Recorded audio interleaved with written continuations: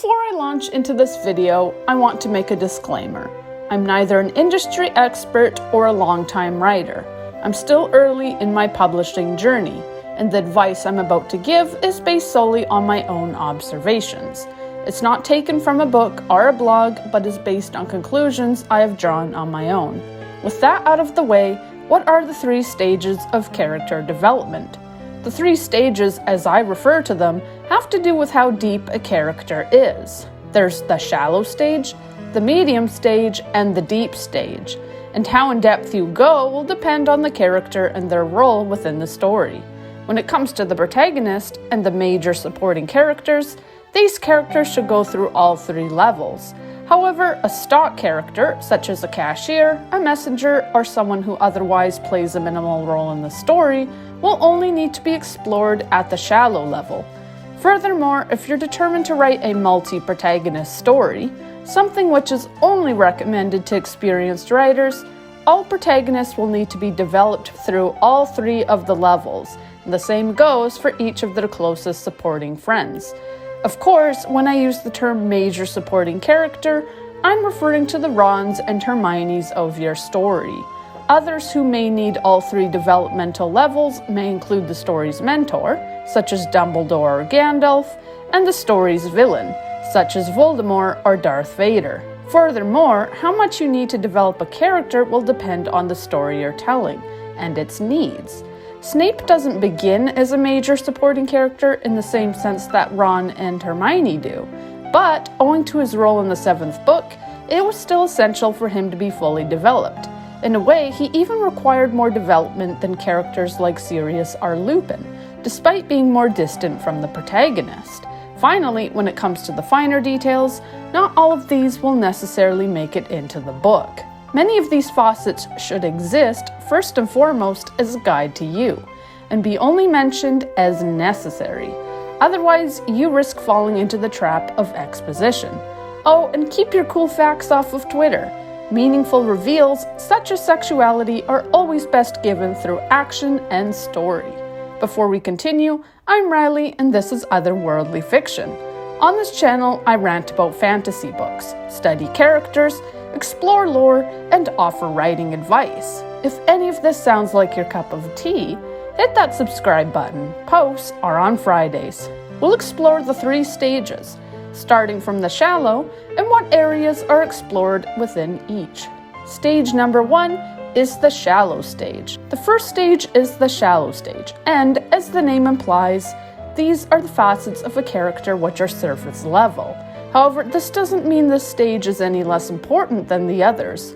What it does mean is that these are the traits which are most obvious. And when writers first develop a character, they usually begin at this stage, even if some of the deeper elements, such as the goal, have been decided. The first aspect of this stage is a character's appearance. Are they tall or small, skinny or fat? Do they have green eyes and messy hair? Or are they red-haired and freckled? Some authors keep the description minimal, while others devote a paragraph to this section.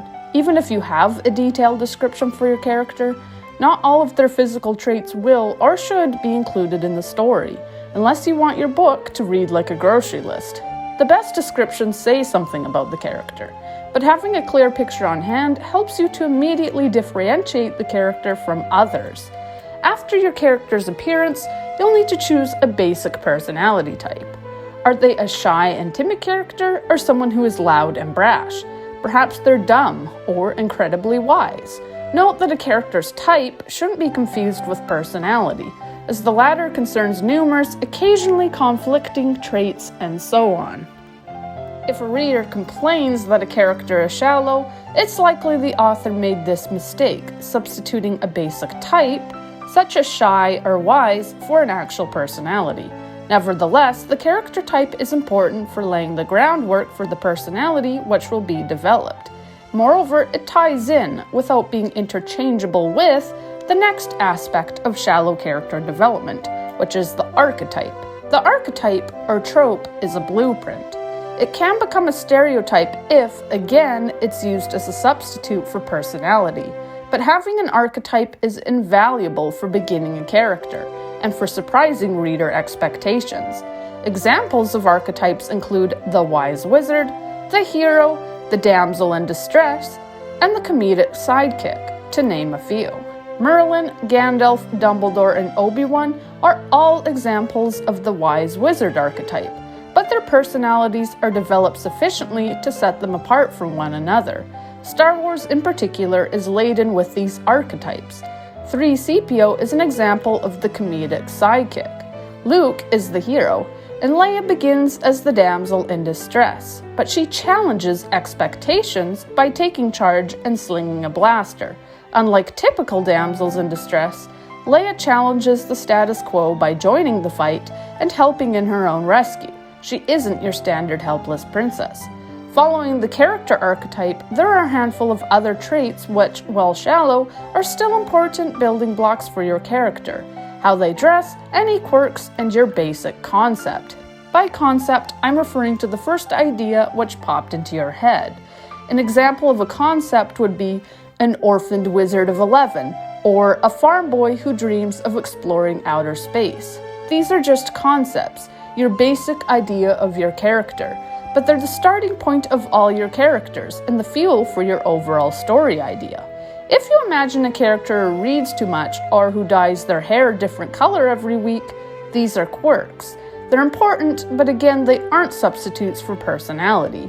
Instead, quirks, such as reading a book upside down, enjoying chocolate too much, or having bad luck, should be treated as the icing on the cake, rather than the cake itself. As for your character's fashion, this doesn't have to be anything special. It can be, as characters like Luna Lovegood or Sybil Trelawney stand out all the more for having eccentric outfits, but it doesn't have to be. Having unique outfits, or pieces of clothing, can help a character to pop off the page, especially if you just want to add color to a stock character. But a character's fashion is still only shorthand for setting them apart. This brings us to stage number 2, the medium stage. In the middle of the 3 stages, the medium stage involves deeper character development, but not the deepest.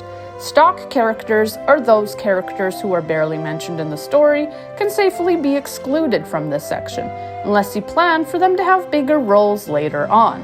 Characters who continue to receive development at this point include not only your protagonist and major supporting cast, but supporting characters. Characters like Trelawney, Hagrid, McGonagall, Bellatrix, Umbridge, and so on should still be developed through this stage. At the medium stage, we mostly deal in facts. First, what is your character's career? At Hogwarts, we know not only who the teachers are, but what they teach. Trelawney is the divination teacher, Hagrid is the gamekeeper and then the care of magical creatures teacher, and McGonagall teaches transfiguration.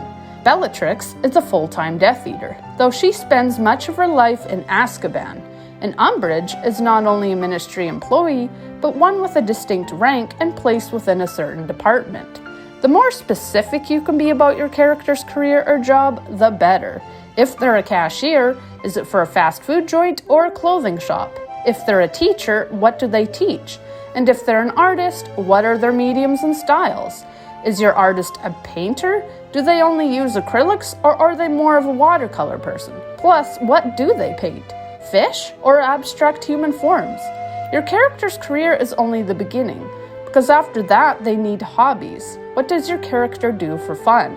Determine if your character enjoys reading or not, if they watch sports or anime, and if they listen to music.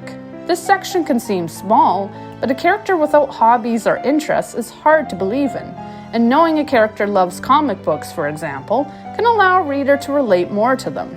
Your character playing video games or enjoying gardening doesn't have to impact the plot, though it could, but it adds another layer. Part of why Bella Swan was such a boring character in Twilight was because she lacked hobbies and interests.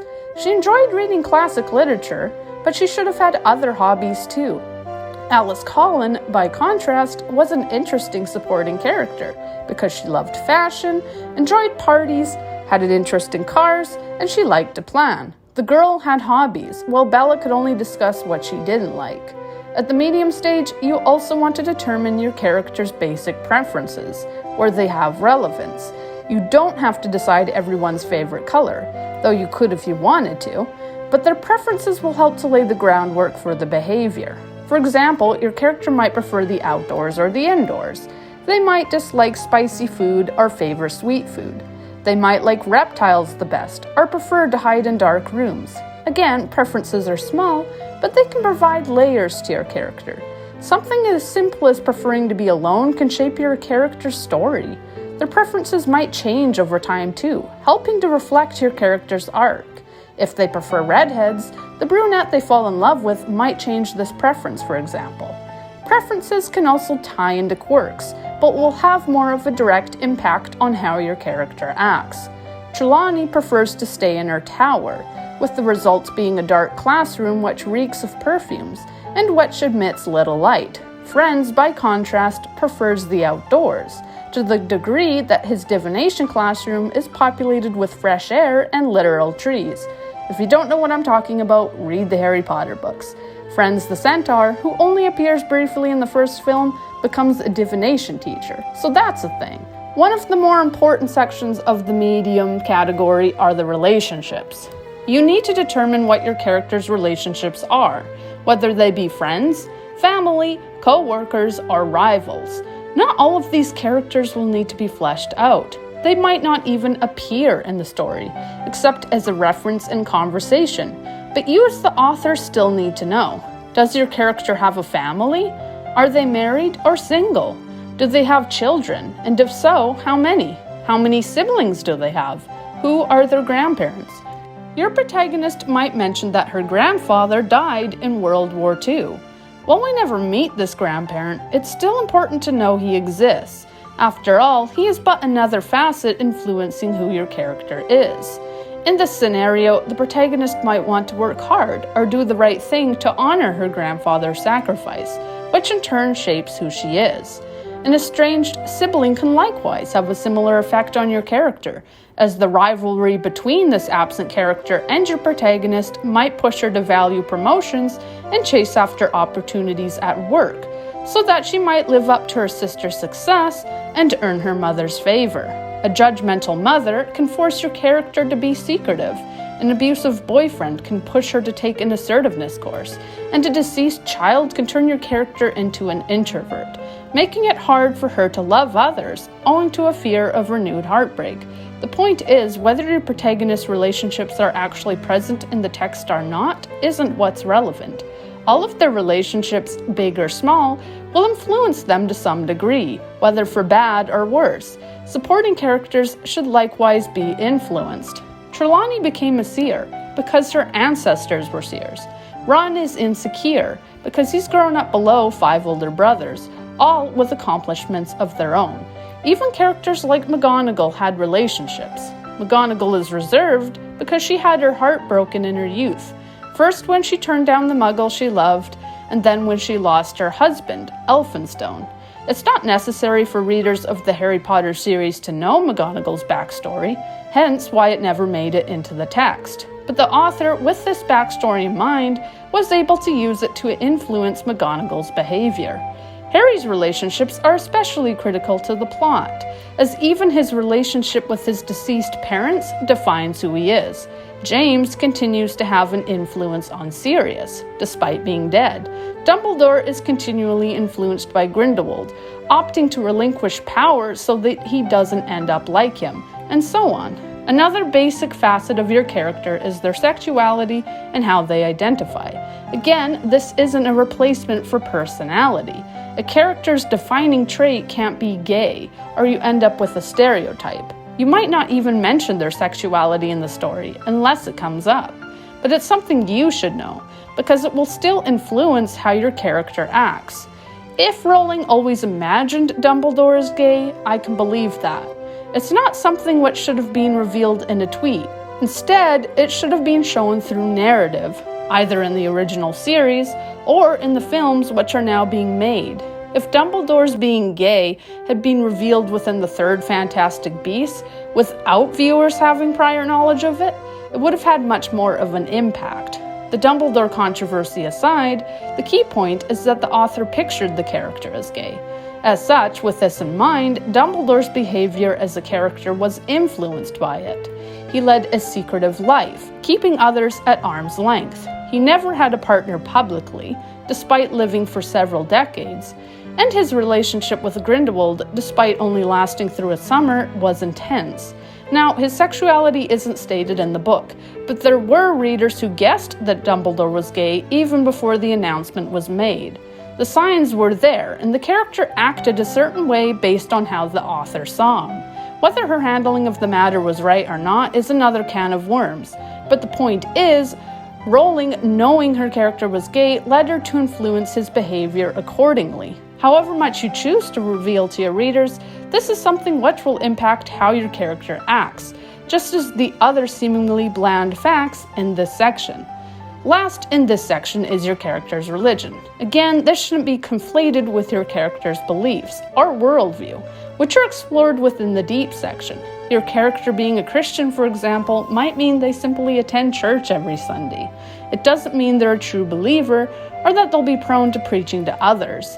It's simply a basic fact to add to the others, because it will influence how your character acts, offer a hint of their background, and give you something to build on when you come to the beliefs part of the third stage.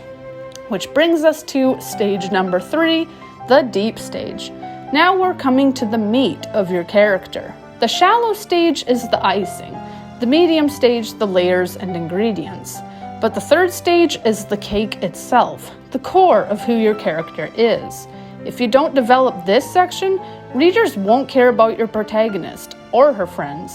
It doesn't matter how many quirks or hobbies she has if she doesn't have goals, beliefs, an arc, and so on.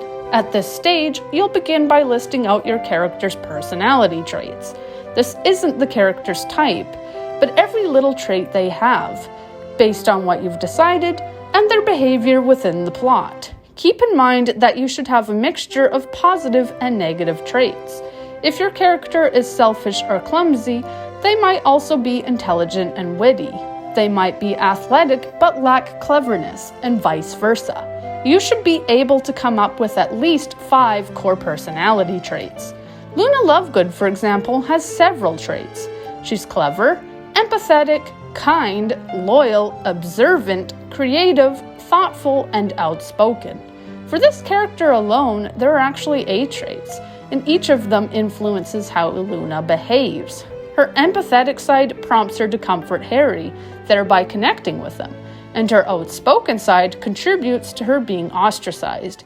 Even Harry, as your standard hero, has his traits. He's brave, loving, caring, athletic, loyal, and sassy.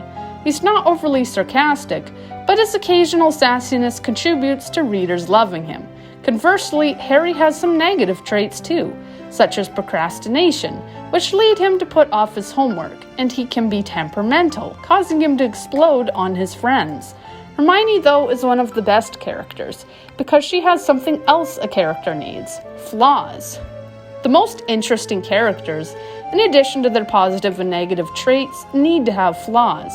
Hermione is bookish, determined, opinionated, intelligent, and clever.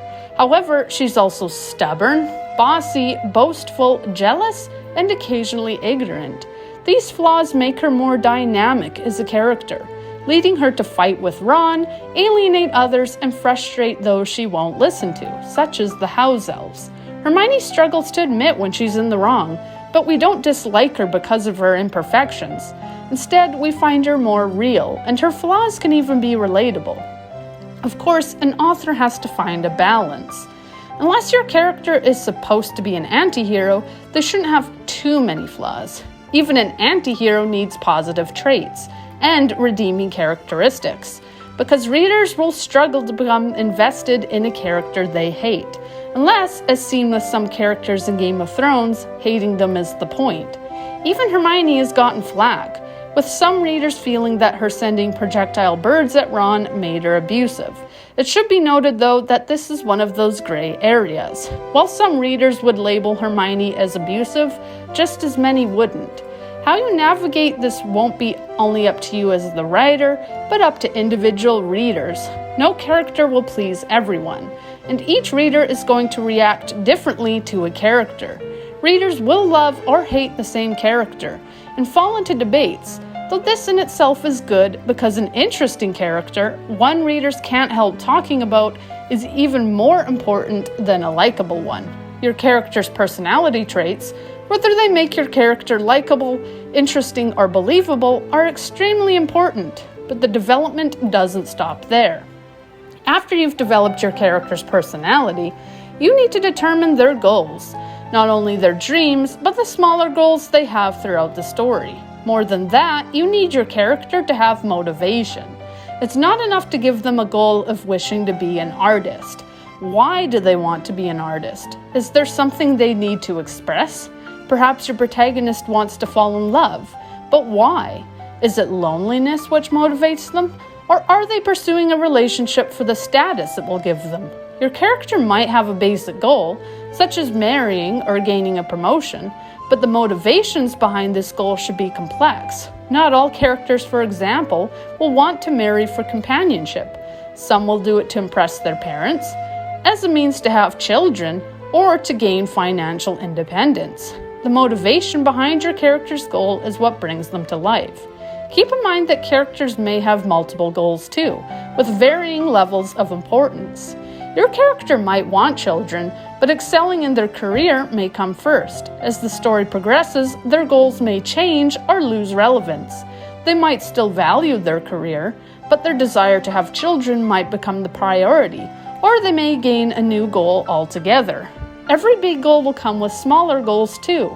A character who wants children will start with a goal to attend a club, so that they can meet their future partner. A character who wants a promotion might have the smaller goals of befriending the boss or improving their skill sets. In every scene, your character will also have micro goals.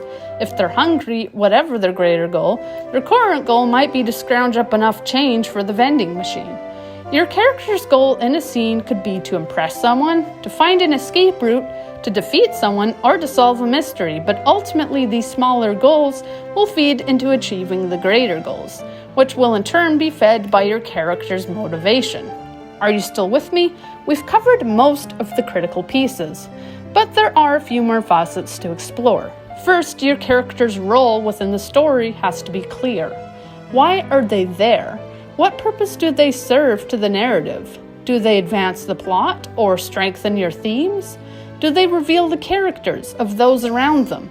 Every character has to have a purpose, even if it's as simple as the love interest, the sidekick, the best friend, or the mentor.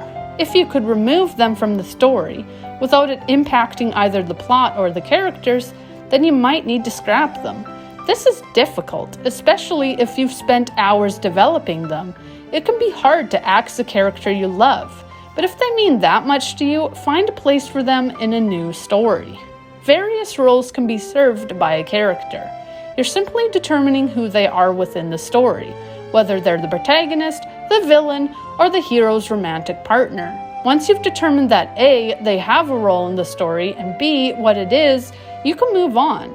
Even a minor character, like the overbearing mother, has its place if used well. After all, Pride and Prejudice wouldn't be what it is if Mrs. Bennet wasn't flying off the handle in every other scene.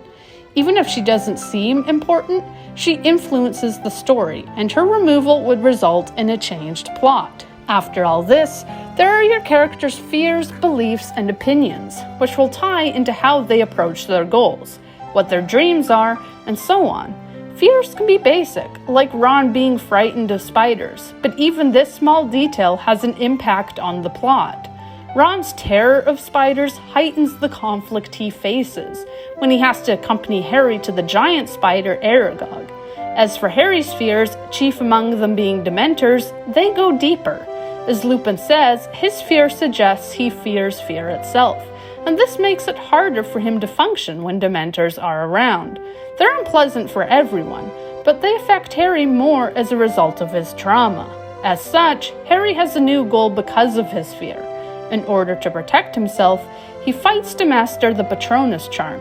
In this way, we're given another subplot, which is Harry learning the spell. His fear also serves a thematic purpose, because it recalls the series' theme of family. First, in how the Dementors force Harry to feel the loss of his mother. and then in threatening the loss of another parental figure, his godfather Sirius.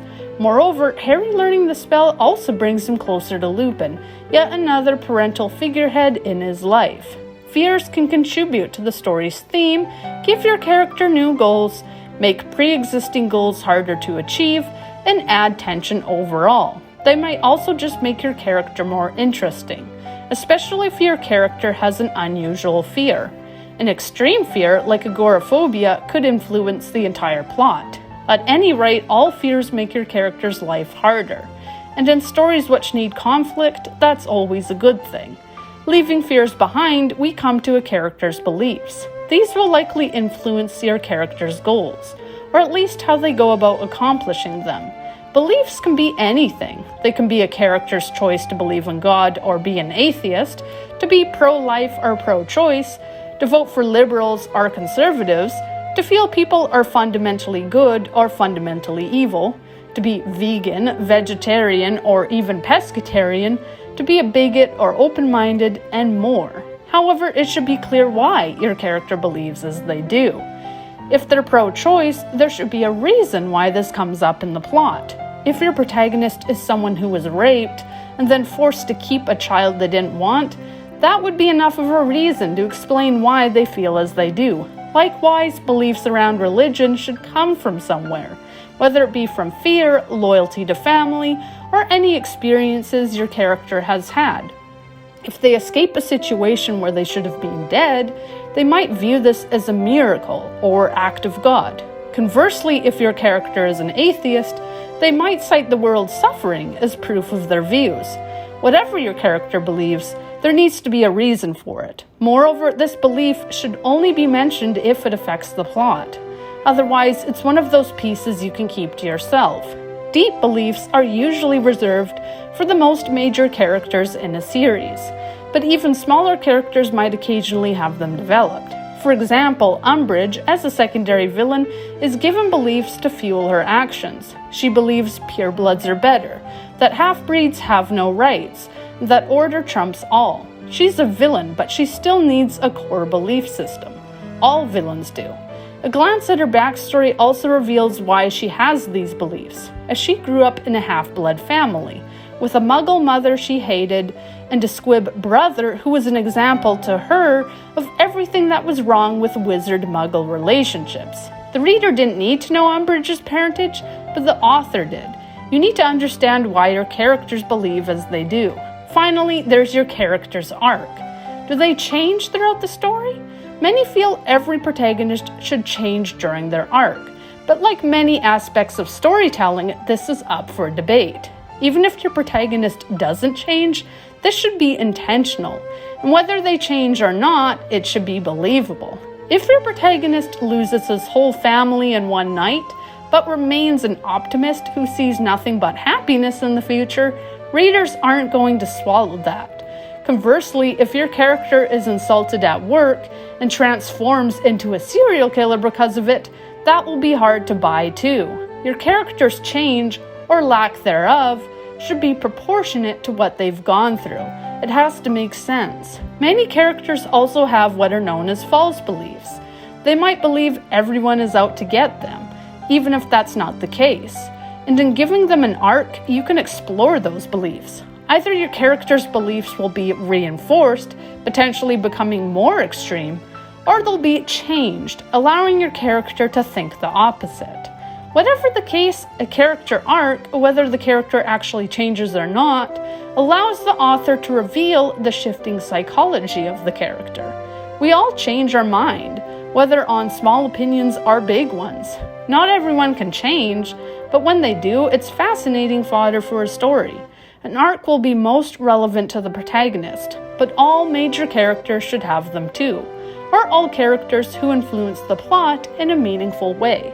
After all, what would the Deathly Hallows be without Snape's character arc? He's not the biggest character, but Snape's development as a person was integral to Harry defeating Voldemort. Characters like Trelawney don't necessarily have ground-shaking arcs, but Hermione, Ron, and Dumbledore do. To use someone like Dumbledore as an example, some characters might undergo their major arc before the story even begins. Arcs can be as complicated or as simple as you want them to be, but they're as important an ingredient in developing your character as anything else. In conclusion, developing a character is hard. It takes a long time, and it's apparent when writers haven't done the work. For the average reader, it can be hard to quantify why a character is shallow, but they'll still know a shallow character when they see one. If a character seems boring or weak, it's because they haven't been taken beyond the first stage of development, which will be more obvious than ever in the protagonist. While the third stage, the deep stage, is the most important, as evidenced by its relative detail to the others, all stages are essential to crafting your character. The third stage can't happen without going through the first and second stages, and all work together to create a character which is rounded, compelling, and lifelike. Each of the three stages complements each other, and every character has to be put together like a cake, layer by layer, one piece at a time. How do you develop your characters? Has this video helped you with any roadblocks you faced in fleshing out your cast? Let me know in the comments. And if you enjoyed this video, like and subscribe. Thank you for watching, and happy writing!